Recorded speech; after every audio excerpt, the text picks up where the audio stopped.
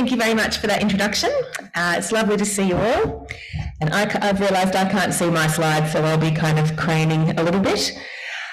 So I would like to start my presentation by, well, there's the title slide, so you can see what I'm presenting on today, COVID-19 mandates and their impact on vaccine hesitant and refusing people. I'd like to start by acknowledging that today we're meeting on Noongar land, and this always was, always will be Noongar land. It has never been ceded. I pay my respects to elders past and present. Okay, so this work that I'm presenting to you today is part of the Coronavax project, which is a project that I led with others, including Chris Blythe, starting back at the very beginning of the pandemic and realising that our lovely people we knew in the immunisation area of the state government, state health department, were very busy with things like contact tracing and figuring out what we're going to do about this virus and how we might keep it out of our community. And thinking, wow, there's a vaccine coming at some point, and how on earth are we going to be able to support them to roll it out? So the answer was to do a lot of qualitative research. We ended up interviewing over 200 people of different community groups, as well as doing a social media study, and as well as actually studying government and what they were doing. So that was the Coronavax project. It's still just finishing up now. We're doing a little bit more data collection, but mostly what we're now doing is analysing and writing up our data. So this work that I'm presenting to you today is from the Coronavax project. And as you know, and it's funny as well how things can change so quickly, and already the idea of people refusing to be vaccinated for COVID doesn't seem like it poses the public health threat that it did at the time. But at the time, certainly when we were doing this work, when we were deep in the data collection for this project, it seemed very clear that people who didn't vaccinate against COVID-19, and remember this is a West Australian project, so we needed high coverage rates in order to be able to open up borders. So refusal could actually pose risks to other people, because we know that the vaccines do still help us not transmit to others, as well as preventing serious illness that might in fact make the health system unsafe for other people that needed to be using it. So within that context, and we know again, in most, if not all states of Australia actually ended up doing this, but mandates can be a way of changing people's behaviour, even if you don't change their hearts and minds. So it can be a way of literally putting a requirement in place and making an offer people can't refuse. And that's done by imposing consequences for people if they choose not to vaccinate in those conditions. But the risk, of course, is that we polarise people. We push them in a direction that they might not otherwise have gone. And indeed, that's really what the story I'm going to be telling today. One of the things that's quite interesting is, although there's been some really good global work coming out on, the impact of mandates and how they've affected behaviour at a population level, there hasn't been a lot of work looking at how COVID vaccine mandates have affected the attitudes, beliefs and behaviours of people who otherwise would have been vaccine refusers, and many of whom still did remain vaccine refusers even in the face of the mandate. So that's where this piece of work comes in. We wanted to understand in particular if people were continuing to refuse the vaccines, how were they kind of working through that and the implications of that, but also what might the impact be for the way they would think and feel about future vaccination programs, vaccinating their kids, etc. As I mentioned, this work was done here in Western Australia, where we didn't have the pandemic until the beginning of last year in any meaningful way. So we were living our lovely normal lives largely, unless we wanted to leave. We were living our lovely normal lives within our very, very large state backyard. So it was a very different place here than it was in many other parts of the country. So this is a slide just to show you, we built a vaccine intentions model early in our Coronavax work, and this in itself was building on work by Julie Leask and others to really show that there is a continuum of attitudes and a continuum of behaviours that would pertain to people getting vaccinated against COVID-19. And as a result of some of the work we did later in the project, we added some new categories to this model as we started to encounter different types of people. And so I just want to show you here, these were the two groups that we added that we hadn't encountered earlier in the data collection, when indeed we didn't even have many vaccines available, and we weren't in the situation of asking people or indeed requiring people to accept them. So we've got the coerced or hostile acceptor, and this is somebody who wants to remain a refuser, but government policy is suggesting otherwise, and so these are people who get vaccinated against their choice, and I guess you might even say against their consent. And then we have the refuser, and this is someone who, even if you make it very difficult for them, they're still not going to vaccinate. So this is my introduction to you of the people that I'll be talking about. This is not really intended for you to look at. I can return to it in questions if you want. It's just to really show you an overview of when we'll be speaking to these people, and it was really in that very late 21, early 2022, as a lot of things were happening. Mandates for 75% of our workforce here in Australia, public space mandates, no vax, no pub, no vax, no gym, no vax, no Optus Stadium to watch the footy, and of course, perhaps the other two biggest things is getting ready to reopen our borders, needing to get our coverage rates high enough that our political leadership would feel safe opening the borders, and that in doing so it would be a successful end to our strange and wonderful period of isolation. And then within that as well, good old COVID outsmarting us all and coming in a bit early anyway. So that was sort of the context of this period. Also just showing you we've used pseudonyms for the people, showing you how old they are, showing you the kind of fields they work in. You'll see a lot of mining, it's Western Australia, but also at one stage we thought we might focus specifically on hesitancy and refusal in the mining sector, so we sort of sampled quite deeply in that group before not continuing with that group as a special group and just folding them into the group of vaccine refusers and hesitant. So now I'm going to talk you through what we've actually done in the paper that is currently under review with a journal. So the public policy literature tells us that there are three main reasons that people comply with government policy. The first reason is if there's going to be something bad that happens to us if we don't. And so in a setting of voluntary vaccination, that's not in place, right? I mean, you might say, oh, something bad can still happen, you can get a disease. But the point is that for the group that we're talking about, they don't want to be vaccinated, so they don't see that as a bad thing. So in a voluntary setting, they're not seeing any reason to comply with the vaccine program. But there are some other reasons we might comply in a voluntary setting, and that includes that we perceive that government is legitimate, that it makes policies that are sound. So this is where you might think about, why do I pay my tax? Why do I not speed, or why do I not speed too much? Why do I wear my seatbelt? So we often just do these things because we see that they're a legitimate part of being in a country that, the rule of law applies. Interestingly, I was just in Thailand, and my son and I had a little experience with a corrupt official who extorted a bit of money out of us. And what a great teachable moment that was, about how in different countries the state looks different, it's maybe not as trustworthy. And of course, what does that do to how we would think and feel about the state in those circumstances?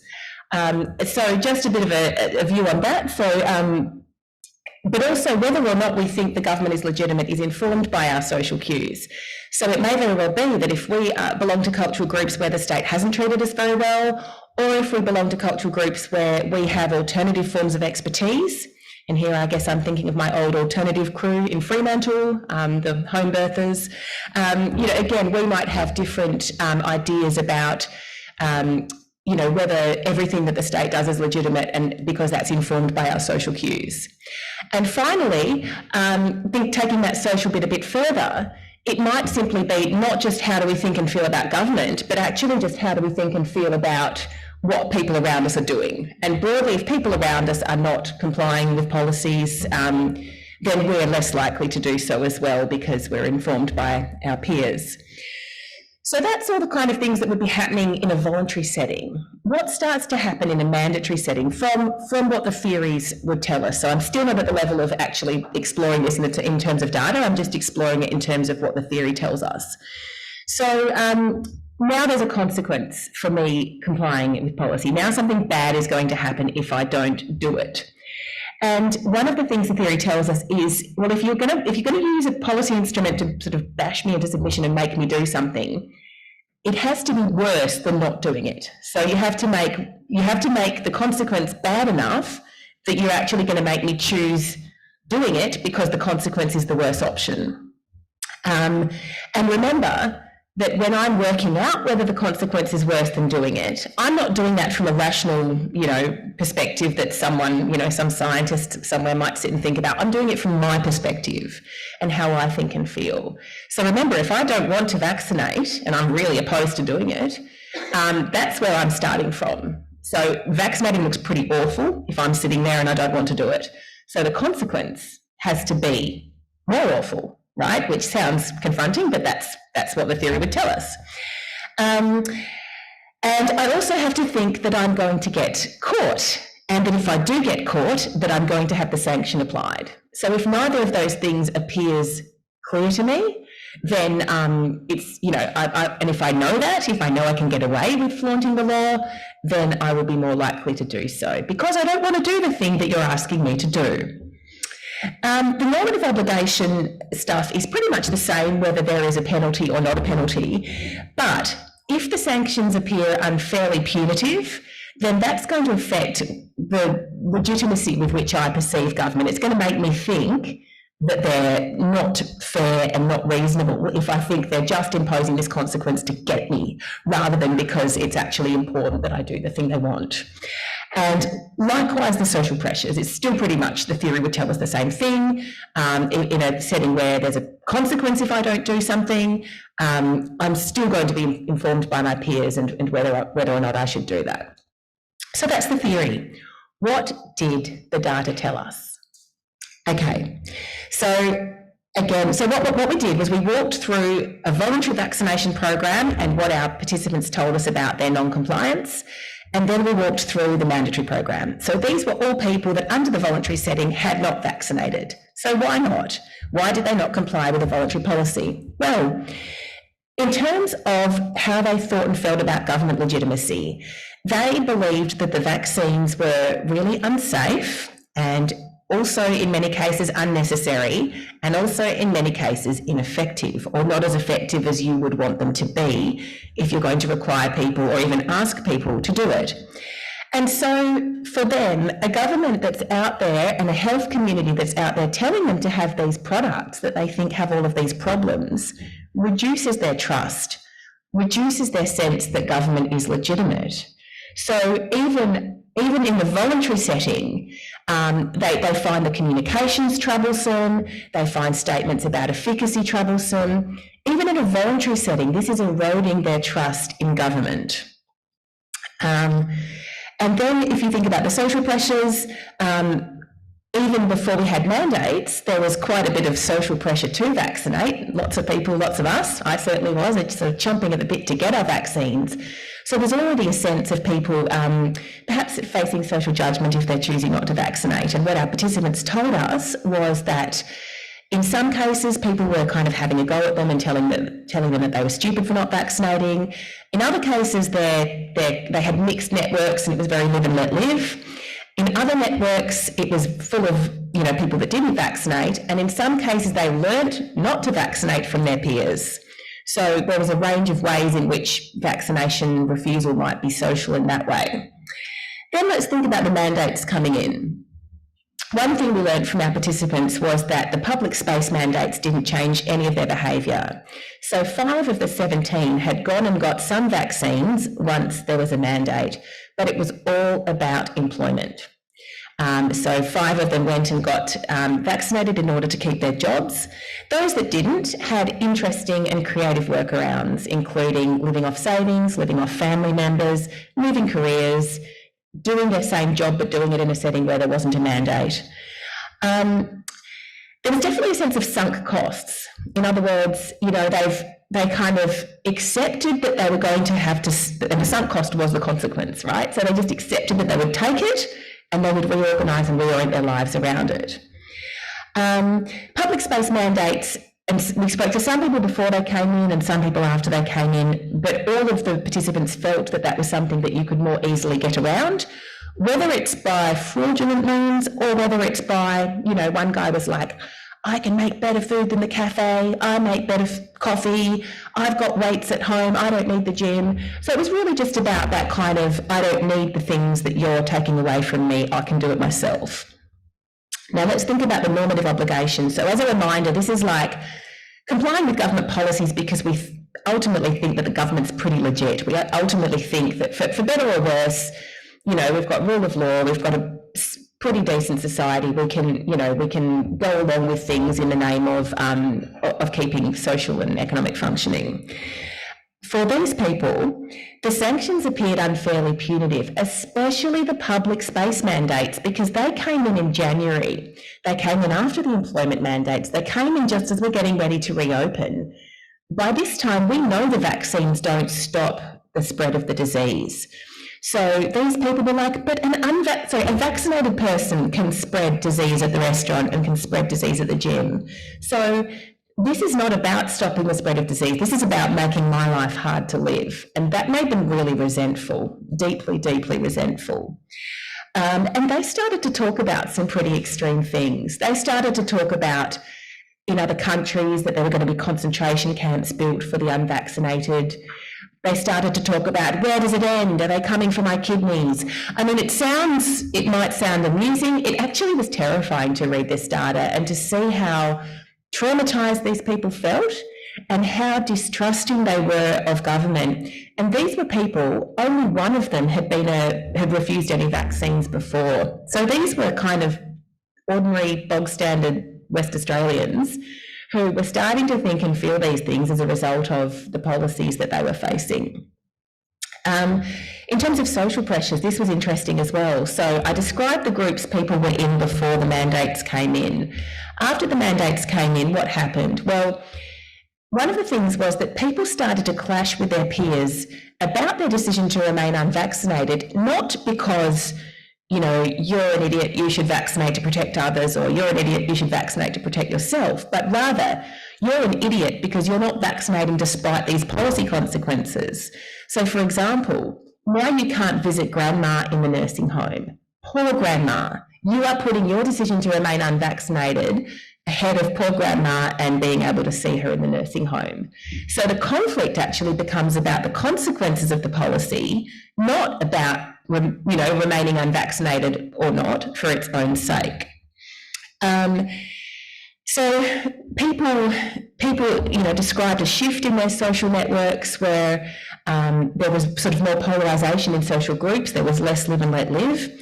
And a really crucial thing that happened was that people who were affected by mandates formed their own networks specifically for mutual aid. So, you know, someone that was living in the hills described how there was like a bit of a Facebook group for people unvaccinated in the hills where they would combine together to work around the mandates, you know, in ways that they could help each other remain unvaccinated and not suffer the policy consequences so severely.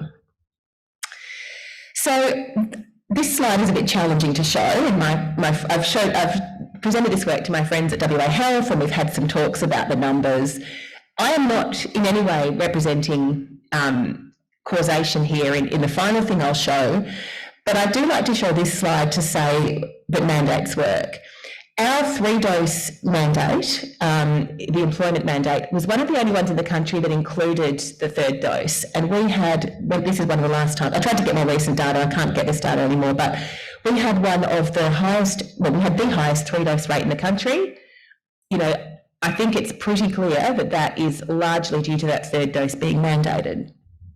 And this was our 4th dose as of November 22, one of the lowest in the country. Now, there are so many reasons that is the case, right? I'm not saying that the removal of the mandate is one of them. There were lots and lots of reasons why eligible people weren't getting vaccinated in the same way.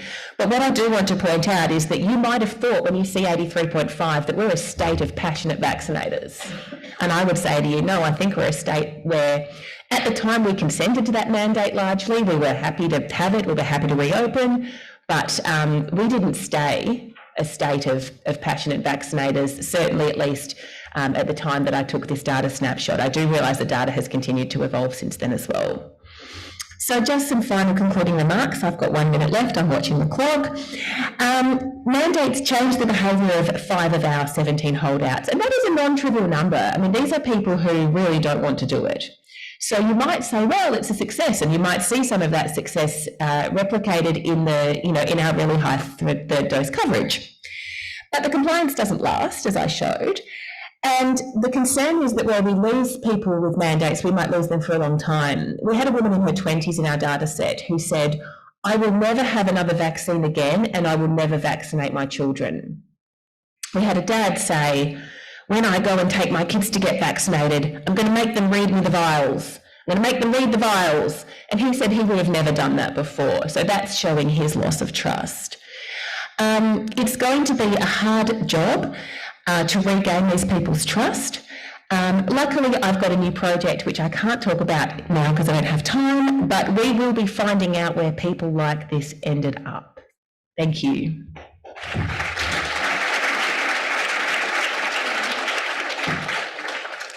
So very happy to take questions. Yeah, thank you. I was going to ask them from here so that you've still got the microphone there. So two quick ones that have come in. Where do you think Boris Johnson, was he a vaccinator, or was he using networks of mutual aid by having parties? And where was mental illness, so people with real anxiety, paranoid features, how do they feel about it and what's their response? Okay, they're both really good questions, but I'll take the Boris one as a comment. As for the question about people with mental illness, look, I think it's, we've actually done some other work. So we've done some work with people experiencing homelessness and other comorbidities, actually presented that at the main conference. And there was certainly, when we did that data collection, we certainly heard that if you're prone towards paranoia and, other things, it's certainly, it's a difficult time, and these sorts of things can feed that distrust and fear. We also actually have a little spin-off where we're looking at people living with psychosis.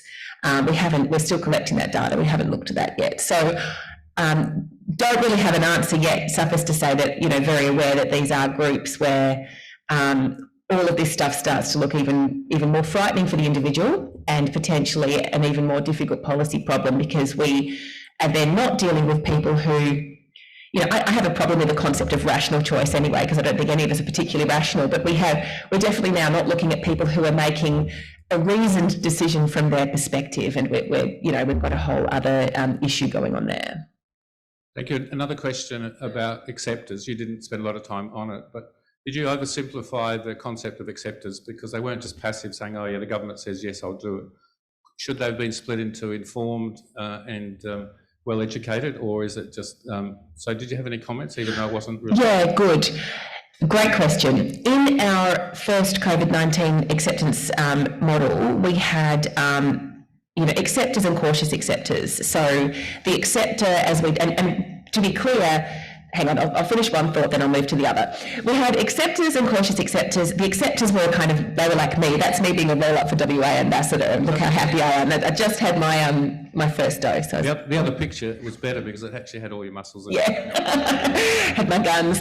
Yeah, so I was a really, really enthusiastic acceptor. We had the cautious acceptors as well, that they were in the model. But I think what your question speaks to is really important, because the policy compliance literature doesn't really look at that enthusiasm question, and I'm not sure how well, because compliance in vaccination is often a term we don't like to use. It's patronising, it implies passivity. So the way, I think we have a much more sophisticated social science understanding of vaccination, actually going right back to the early 1990s from anthropologists like Striefland, who have thought deeply about the ways that people accept vaccines. We've also got this idea of vaccine demand. I think we were demanding them here, certainly in Western Australia. So it is definitely more complicated. But I think if you're flipping that lens and looking at non-compliance, we were wanting to have a close look at the non-compliance end. I accept that our model doesn't really do justice to the compliance end, where there is nuance around why, how you feel, how enthusiastic you are. That's me done? Awesome. Thank you so much, everyone.